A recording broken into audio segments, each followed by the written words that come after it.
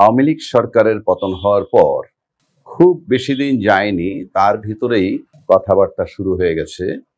আওয়ামী লীগের কেউ বলছে আওয়ামী লীগের রাজনীতি নিষিদ্ধ করতে হবে, ছাত্ররা বলছে এই আওয়ামী লীগের অস্তিত্ব রাখা যাবে না। ইতিমধ্যে ছাত্রলীগের রাজনীতি নিষিদ্ধ করা হয়েছে।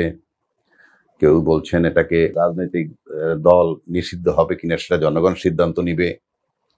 আবার সুকৌশলে বড় মাপের মানুষ বলছেন নেক্সট ইনক্লুসিভ নির্বাচন দেখতে চায়। তার মানে হচ্ছে আওয়ামী লীগকে কেউ নির্বাচনে অন্তর্ভুক্ত করতে চায় বা আওয়ামী লীগের রাজনীতি ফেরত আসুক সেটা চায়। এখানে ব্যক্তিগতভাবে আমার এটা নিয়ে কোনো মতামত নেই, যেহেতু আমি রাজনৈতিক দল করি না বা আমি রাজনীতিতে সম্পৃক্ত না, সে কারণে বলছি। কিন্তু আমি কয়েকটা বিষয় উপস্থাপন করি, জাস্ট একটা দুটো বিষয়, আর তারপরে আমার মনে হয় সেটার আলোকে তাদের একটা ভাববার সুযোগ হবে। এমনকি আওয়ামী লীগের যারা নেতাকর্মী আছেন তাদেরও ভাববার সুযোগ হবে যে আমার বক্তব্যটা কতখানি যুক্তিযুক্ত। তারপরে আমার কাছে মনে হয় দেশের জনগণ হোক, অন্য কোনো রাজনৈতিক দল হোক বা দায়িত্বশীল ব্যক্তি হোক, কিংবা আওয়ামী লীগের নিজেরা চিন্তা করুক দলটা নিয়ে কি করণীয় বা কি করা উচিত। জনগণই বা কি করা উচিত, তারা নিজেরাই বা কি করবেন। কেন বলছি, আমি যদি এখন চিন্তা করি যে ধরা যাক যে আওয়ামী লীগ একজন মন্ত্রী, সাবেক মন্ত্রী বা সাবেক একজন এমপি কিংবা আওয়ামী লীগ করেন এমন একজন বড় ব্যবসায়ী, মানে এটা তাকে বলার মান হচ্ছে অন্যান্য বেলায় একই জিনিস বলছি, তাদেরকে উপমা দিচ্ছি যে আওয়ামী লীগ ঘরানার খুব বড় ব্যবসায়ী ছিলেন বা আছেন, তাদের অনেক কোম্পানি আছে।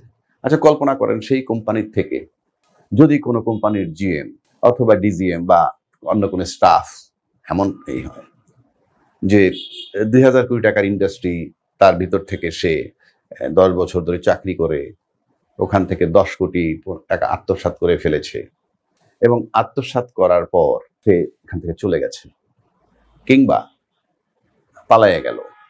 আবার তার অন্য একটা কোম্পানির আরেকজন বড় মাপের কর্মকর্তা সেই ঘটনাচক্রে মালিক পক্ষের সাথে একটা এমন কনস্পিরেসি করছে এবং এমন কিছু আত্মসাৎ করতে চেয়েছে যেটা যারা জানতে পেরেছিল বা যারা জানার পর তার পথের কাটা হয়ে আছে, কিছু কর্মকাণ্ড কিন্তু করেছেন এবং সামনে করবেন, এগুলো যারা জানেন যে তাদেরকে তিনি টলারেট করতে পারতেছেন না একই কোম্পানির মধ্যে, তাদের 2-3 জনকে তিনি হত্যা করে ফেললেন এবং হত্যা করার পর একটা সময় তিনি পালিয়ে গেলেন। এখন এই যে চুরি করে গেল 10 কোটি টাকা, তাকে যদি বলা হয়, কেউ এসে রিকোয়েস্ট করে ওই কোম্পানির মালিকের কাছে যে না, ওকে আবার আপনি চাকরিতে রাখেন, মানে বলা যায় কিনা, বললে রাখবেন কিনা। একইভাবে তিনি হত্যা করে পালিয়ে গেছেন, কোম্পানির টাকাও আত্মসাৎ করেছেন, তাকে কি আবার ওই কোম্পানির জিএম পদে চাকরি দেওয়া যায় কিনা বা ওই কোম্পানির মালিক দিবেন কিনা, এবং সেই কোম্পানির মালিক যদি একজন আওয়ামী লীগের ব্যবসায়ী হন কিংবা আওয়ামী লীগের একজন এমপিও হয়ে থাকেন, সাবেক এমপি, উনি নিয়োগ দিবেন কিনা। এখন আসেন ব্যক্তি পর্যায়ে যদি হয় যে আপনি ব্যক্তিকে চাকরি দিয়েছেন, ব্যক্তি চুরি করছে, ব্যক্তি চুরি করে পালিয়ে গেছে, সে আসলে তাকে দিবেন না। কিংবা এমন হতে যদি হয় যে আপনি কোম্পানি থেকে লোক এনেছেন, অন্য বড় কোম্পানি আপনাকে লোক দিয়েছে, কি যে আপনার ইন্ডাস্ট্রির পাহারাদার, সেই ইন্ডাস্ট্রির পাহারাদার আপনাকে একটা কোম্পানির থেকে আনলেন এবং তারা এই পাহারাদাররা সংঘবদ্ধ হয়ে 2-3 জনে প্ল্যান করে ফেললো যে এই শোরুমটার ভিতরে অথবা এই বড় ইন্ডাস্ট্রিটার ভিতরে একটা লুটতরাজ করবে। তো ওই ইন্ডাস্ট্রির তো আরো লোকজন আছে, তারা এটা জানতে পেরে তাকে যখন বাধা দেওয়ার চেষ্টা করলো তখন তাদেরকে হত্যা করলো, এরকম 2-4 জন হত্যা করে তারা কিছু মালামাল নিয়ে ফাইনালি চলে গেল। কোম্পানির কাছে অভিযোগ করা হলো যে তোমার যে লোকগুলো আমাদেরকে দিয়েছিল তারা এইগুলো করেছে এবং আমাদের লোক হত্যা করেছে এবং মালামাল চুরি করেছে।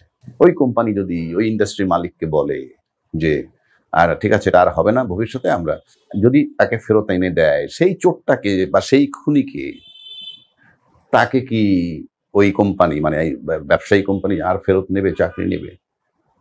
আর যদি বড়দের এমন হয় যে কোম্পানি বলছে যে ওদেরকে দৃষ্টান্তমূলক বিচার করব, আপনার টাকা ফেরত দিব, তারপরে যেহেতু আমার কোম্পানি আপনার এখানে ঘটনা ঘটাইছে, আপনি যদি এটা আমাকে ইয়ে না করেন, মাফ না করেন, তাহলে আমার এই গুডউইল নষ্ট হয়ে যাবে। সে কারণে ক্ষতিপূরণও দিব, আর যারা মারা গেছে, যাদেরকে হত্যা করে গেছে, সেটার ক্ষতিপূরণও দিব, এবং আমার কোম্পানির অন্য লোক আপনার এখানে ডেপুট করব। সেটা একটা প্রস্তাব হইতেও পারে। কিন্তু এখন যদি আপনি এই জায়গাটায় আমরা যদি ঠিক এই জায়গাটায় যদি এসে আওয়ামী লীগকে চিন্তা করি, তাহলে কি ভাবতে পারি আমরা? আওয়ামী লীগ, আমি বাংলাদেশটাকে যদি একটা কোম্পানি ধরি, মানে ব্যবসায়ী প্রতিষ্ঠান ধরি, পুরা দেশটাকে, এটা একটা কোম্পানি। এই কোম্পানির ভিতরে আমরা আওয়ামী লীগ নামক দলটাকে নির্বাচিত করে দায়িত্ব দিলাম, তোমরা চালাও। কোম্পানির বিভিন্ন পদে আওয়ামী লীগের লোক নিয়োগ দেওয়া হলো, মানে আওয়ামী লীগ সরকারে বসে গেল। পুরা বাংলাদেশের একটা ইন্ডাস্ট্রি, সেখানে তারা বসে গেল। বসে যাওয়ার পর কি কি করেছেন তারা দীর্ঘ 12, 13, 14 বৎসরে? সেটা কি? 30,000 ছাত্র জনতা আহত হয়েছে, হাত পা চোখ চলে গেছে। জুলাইয়ের 2000 শহীদদের জীবন শেষ হয়ে গেছে। এগুলোকে কি তারা ফেরত দিতে পারবে? কিংবা যারা আহত হয়েছে তাদের কি কোনো ক্ষতিপূরণ দিতে পারবে? আপনি 57 জন দেশপ্রেমিক সেনা অফিসারকে জীবন দিতে হয়েছে। তারা তো এই ইন্ডাস্ট্রি, বাংলাদেশ নামের ইন্ডাস্ট্রির মধ্যেই ছিল, এবং এটাকে পাহারা দেওয়ার জন্য, এটা রক্ষণাবেক্ষণ করার জন্য দলীয়ভাবে নির্বাচন করে এই দলটাকে দায়িত্ব দেওয়া হলো। 57 জন অফিসার মারা গেল তাদের পাহারায় থাকাকালীন সময়। এটার দায়টা তো তাদেরকেই নিতে হবে। তাদের জীবন ফিরিয়ে দিতে পারবে না, এটাকে কোনোভাবে কম্পেনসেট করতে পারে। আবার পাচার হয়ে গেছে প্রায় $234 বিলিয়ন, এগুলো কি তারা ফেরত দিবে? তারপরে গুম, খুন, বিনা বিচারে হত্যা, সেগুলো তো আছেই। প্রশ্ন হচ্ছে, এইগুলা যদি আওয়ামী লীগ এখন ওই কোম্পানির মতো যদি আপনি মিলান, তাহলে যদি তারা এই আহতদের ক্ষতিপূরণ দেয়, যারা মারা গেছে তাদের জন্য যদি বিরাট অঙ্কের একটা কম্পেনসেশন করা হয়, সেটা যদি দেয়, ইভেন শাপলা চত্বরে বহু আলেম মারা গেছে, গুম খুন হয়েছে, তো সেইগুলো যদি সব ফেরত দেয়, তারপরে এই চোরাইকৃত টাকা, গুম খুনের জন্য বিচার হবে তাদের। অর্থাৎ আওয়ামী লীগ নামের যে কোম্পানি, সেই কোম্পানি যদি এনশিওর করে যে ইউনূস সাহেব এদের বিচার করতেছে, আমরা চাই সেই বিচারটা, তাহলে সেই বিচারটা যদি তারা সহযোগিতা করে, এবং এই কম্পেনসেশন করার জন্য যদি কোনো জীবন ফেরত আনা যাবে না, তাদেরকে যদি যেভাবে চায় রাষ্ট্র সেভাবে যদি কম্পেনসেট করে, বা তাদের ফ্যামিলির সাথে যোগাযোগ করে যদি কম্পেনসেট করতে পারে, বিশেষ করে বিডিআর হত্যা যদি আমি ধরি, যাদেরকে চেনা যায়, আর শহীদ পরিবার, তাদেরকে যদি কম্পেনসেট করা যায়, জীবন তো ফেরত দেওয়া যাবে না। এবং বিদেশে যে টাকাগুলো পাচার করছে তারা জানে কারা কোথায় নিছে, তদন্ত করে বের করবেন, তারা ব্যক্তিগতভাবে জানে। এগুলা সব আসার পর যদি বিচার হয়, এবং এই নির্দিষ্ট লোকগুলার যদি বিচার হয়, ওই কোম্পানি যাদের কাছে আমরা লোক ভাড়া করে এনে সিকিউরিটির দায়িত্ব পালন করি, সেরকম যে আমরা যাদেরকে দায়িত্ব দিয়েছিলাম, তাদেরই বিচারটা যদি আওয়ামী লীগের যারা আছে তারা এই সরকারকে সহযোগিতা করে বিচার করার সুযোগ দেয়, তাতে এরা হয়তো দলের ভিতরে আর থাকতে পারবে না। এরকম যদি করা যায়, ওই কোম্পানির মতো, যে গুডউইলের ব্যাপার যদি হয়, যে ওই যে হত্যা করেছিল সিকিউরিটি গার্ডরা, তাদের বিচার হয়েছে, কম্পেনসেট করছে, যারা মারা গেছে তাদের ফ্যামিলিকে টাকা পয়সা দিয়ে, চোরা টাকা ফেরত আসছে, ঠিক একইভাবে যদি আওয়ামী লীগের যারা এই দলে অন্য যারা আছে, তারা যদি বিশ্বাসের সাথে সরকারকে কোঅপারেট করে এবং ওইভাবে কম্পেনসেট করে, বাইরের টাকা তারা যদি ফেরত আনে, তাদের কাছে টাকা আছে, তারাই ফেরত আনতে পারবে।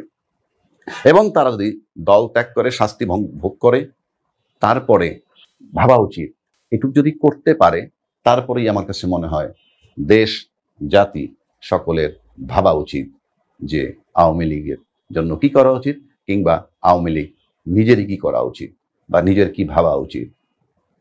আওয়ামী লীগের উদাহরণ এই জন্য দিলাম, যেহেতু আওয়ামী লীগের এমপি সাহেবের যদি কোনো ব্যবসা প্রতিষ্ঠানের ঘটনা ঘটে, সে যেমন মওকুফ করতে পারবে না, যদি পারে এরকম শর্তে যে সব ফেরত দিবে, চোরাই মাল হত্যা করছে, যে সিকিউরিটি গার্ড যাদেরকে হত্যা করে চলে গেছে, এই সব কম্পেনসেট করে যেভাবে নেওয়া যায়, একইভাবে যদি শেখ হাসিনা, আওয়ামী লীগ গত 14 বছরে যত মানুষের জীবন কেড়ে নিয়েছে, তার জন্য ক্ষতিপূরণ, জীবন ফেরত দিতে পারবেন অবাস্তব কথা, তার জন্য ক্ষতিপূরণ, চোরাই টাকা ফেরত আনা, আলেম ওলামা তাদের পরিবারের কাছ থেকে ক্ষমা নেওয়া, প্লাস বিচারের মুখোমুখি হয়ে বীর দর্পে যদি নিজেরা অনুশোচনার থেকে শাস্তিটা মেনে নিয়ে তারপরে অ্যাপ্রোচ করেন জাতির কাছে, আমি নিশ্চিত করে বলতে পারি জাতি আপনাদেরকে ফেলবে না এবং আপনারা রাজনৈতিকভাবে সঠিক জায়গায় আবারও এগোতে পারবেন।